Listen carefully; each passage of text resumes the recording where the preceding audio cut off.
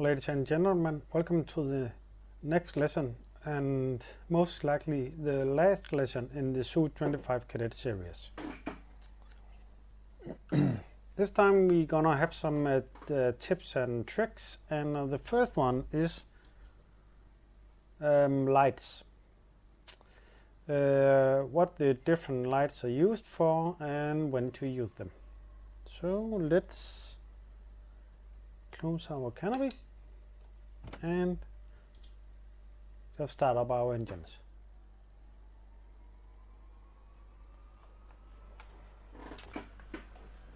It is nighttime right now at in Georgia, so we're gonna take a look at the lights, landing lights and taxi lights and navigation lights. So we're going to taxi to the left here, and procedure wise I don't follow them right now. So engines are ready. 1:00. Дружинник. Разрешаю руление на полосу 3:1. As I said in a previous lesson, taxi light are blue, and it is proper darkness right now. As you can see, you can clearly see the taxiways, both for coming onto the runway and coming off, and the runway numbers and the taxiways are clearly marked, at least at the Batumi. So the buttons you're going to need is gear light, near, far and off, and navigation lights. That is the lights we're going to take a look at right now. The canopy lights, not canopy lights, cockpit light is illumination cockpit. That light is for turning off and off the instrument lightings.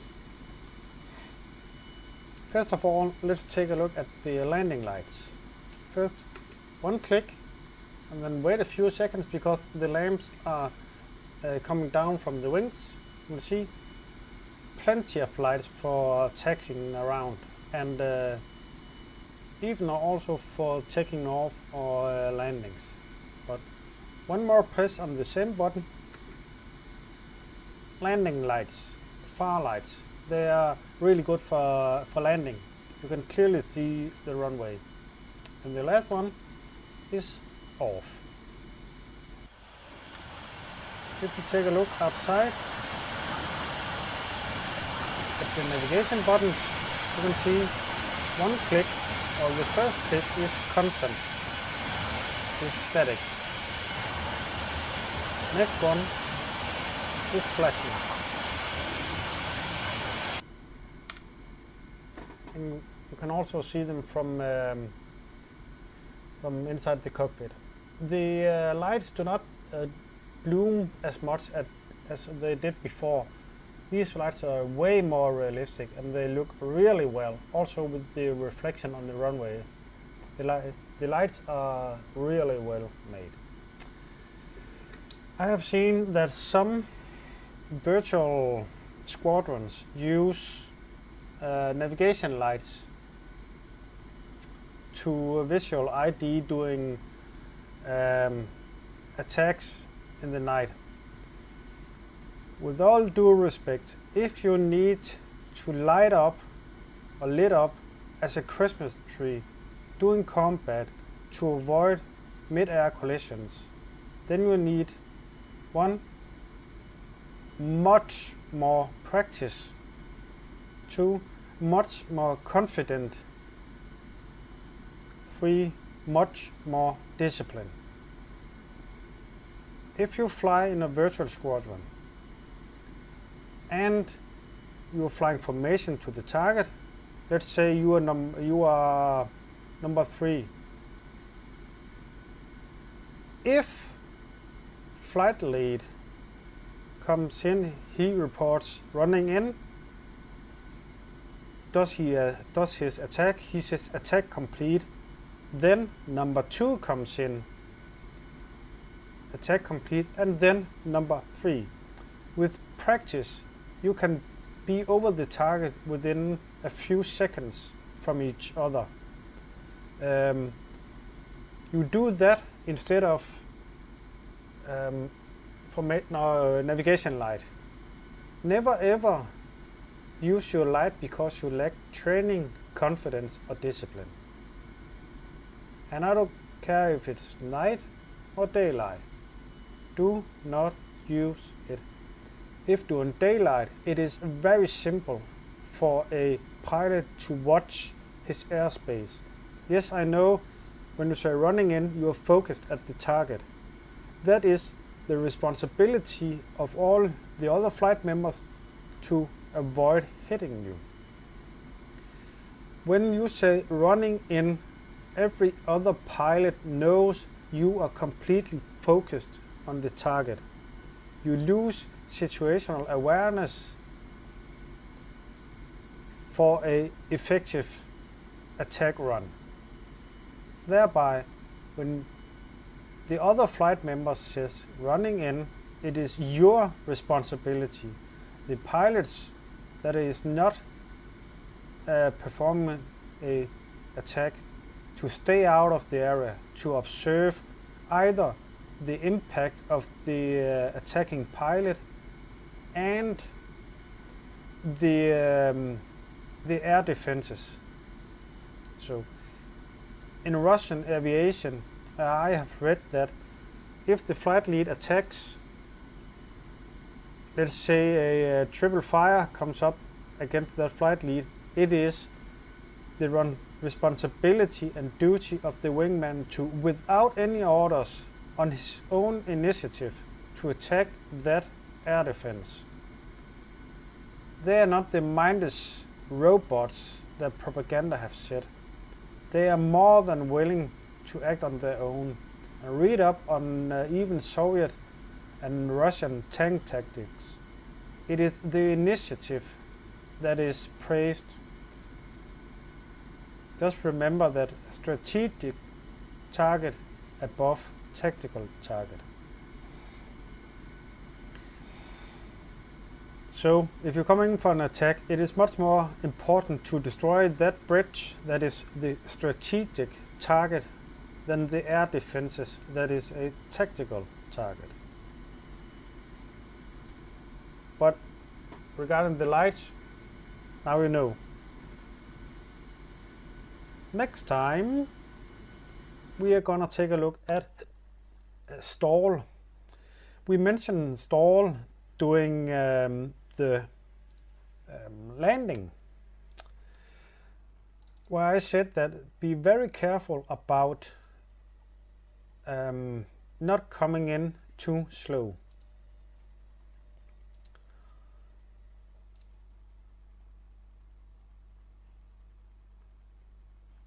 And I need to find this button. There it was. Okay. What is stall? It is very simple. Stall is the lack of lift. When your airframe no longer can produce lift, often by the lack of speed, you will stall. How to recover from a stall, we are going to take a look at right now. It is very, very difficult to get the Su-25 into a spin. I have tried that many times, and only sometimes I have achieved of getting into a spin. So let's see if I can manage that this time. Okay, what we are going to do is full throttle, and we're gonna nose up pretty much. And what we are going to achieve here is to get into a stall and read the symptoms of a stall. Hard to control, platform buffeting, shaking. Very often dropping to the right. See, now turning off the engines, or see, dropping off to the right. Violent, uncontrollable nose drop. What you're going to do here is, if you experience this, full throttle, nose down. What you need is airflow over the wings. When you get that, pull slightly back, or relaxed pull on the stick. Don't yank it back, because then your angle of attack will be much too high. So let's try it one more. Wings level.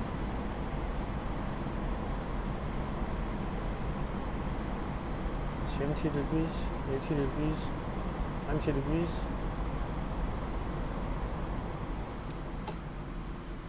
Throttle all the way back.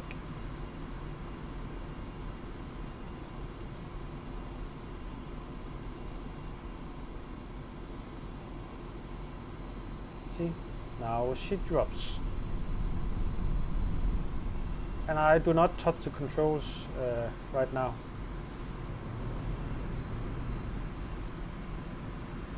And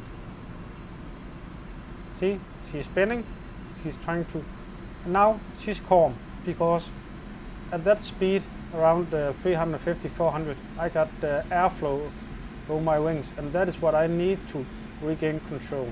If there is no airflow over your wings, you will lose lift, thereby stall. I'm still not throttled up, I'm still all the way back in the throttle, but I have full control right now. So let's try one more. As you notice, you will almost not experience shaking when you're stalling like this.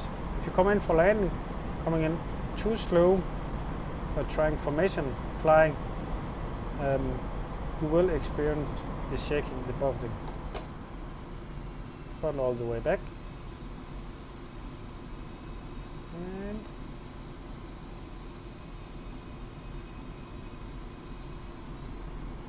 throttle up.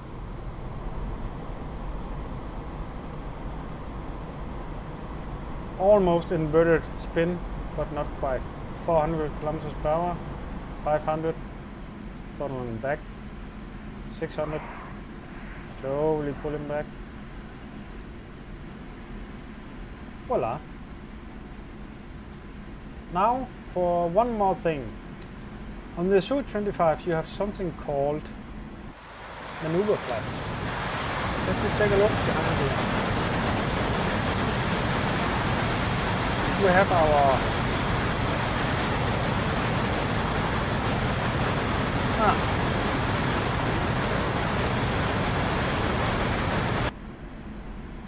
oh yeah, that's right, auto pause. Well, we have full flaps, which we use for landing, and we have the next step of flaps. That is in the settings. It is called flaps up down. You have flaps up down, you have flaps up, that is no flaps, and you have flaps landing position, that is full flaps.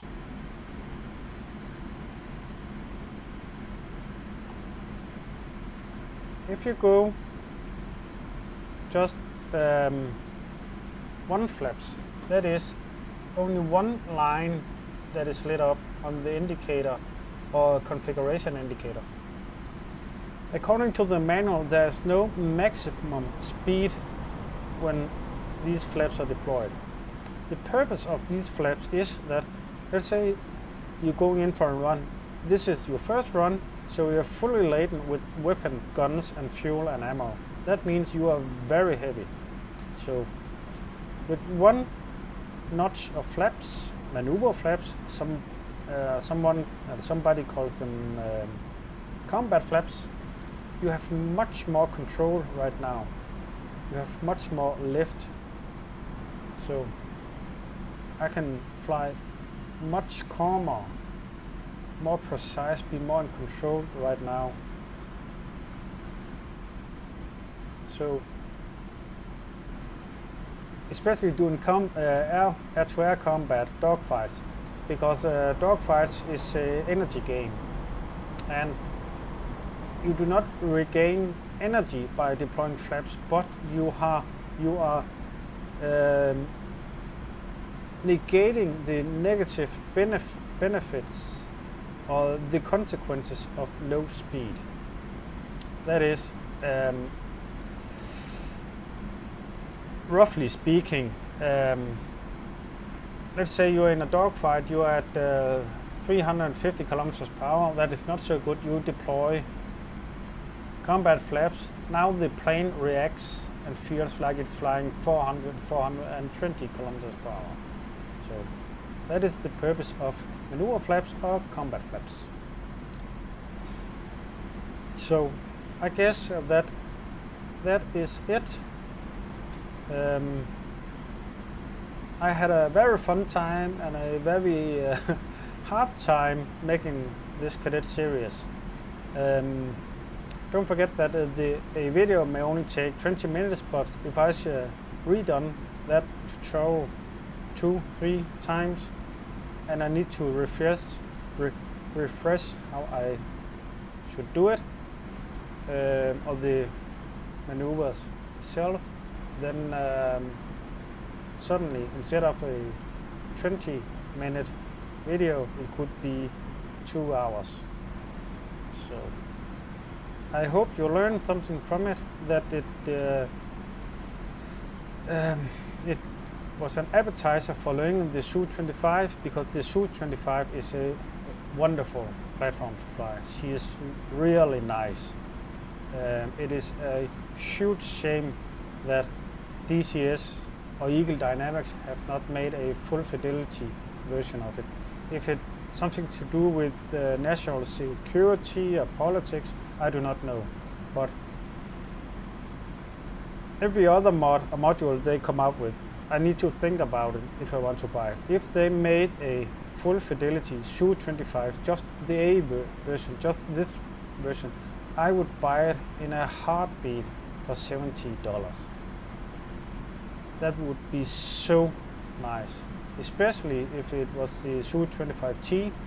That would just be even better. But yeah, you know about the politics and all of the stuff in the world right now, I don't think that is going to happen. But we all are allowed to dream and have our wishes. So, and it's soon Christmas, so who knows. But once again, thank you very much for all the views, all the likes, and the very pleasant and nice comments. I really enjoyed that. I would say that the Su-25 Cadet series is complete. If I missed something or said something wrong or did something wrong, please let me know. Just say it in a polite and mature way. Constructive criticism. The next Cadet series will be on the Su-25T, the Tangovoya, I believe it is, version of the Su-25. I do not know when that is, whenever I feel for it, because the last 2 weeks have been typical fall weather in Denmark. That means rain, storms, rain, and some weeks, and I'm not kidding, the time where it was not raining was measured in hours and not days. So much rain. That is just, yeah, insanely much rain. But hey, soon winter, snow.